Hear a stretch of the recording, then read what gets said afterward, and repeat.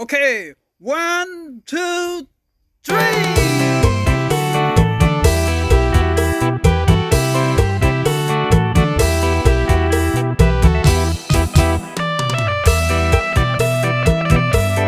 បាទសួស្តីបងប្អូនទាំងអស់ជាទីរាប់អានបើសិនបើលោកអ្នកមកលេងខេត្តកំពតបាទចង់ជួបទូកាយៈលេងកំសាន្តនៅព្រែក Green Cathedral បាទយើងខ្ញុំមានរៀបចំជួយជាទូកំសាន្តហ្នឹងហើយទូកាយៈកំសាន្តហើយមានរៀបចំធួមានកាយជូនបាទហ្នឹងហើយកន្លែងយើងខ្ញុំឈ្មោះ Kayaking Green Cathedral ខ្ញុំនឹងដាក់លេខទូរស័ព្ទនៅវីដេអូនេះផងដែរហ្នឹងហើយ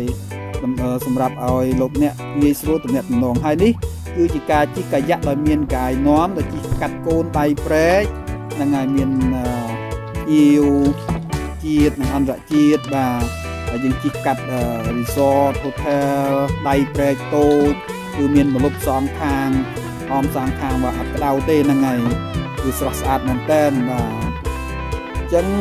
កុំភ្លេចមកកន្លែងជិះកាយៈKayaking Green Cathedral ឬក៏លោកអ្នកអាច check មើលនៅក្នុង Google ក៏បានបាទឈ្មោះថា Kayaking Green Cathedral ហ្នឹងហើយយើងខ្ញុំនឹងនាំលោកអ្នកមកលេងកម្សាន្តនៅតាមដងព្រែកនេះដោយសប្បាយរីករាយ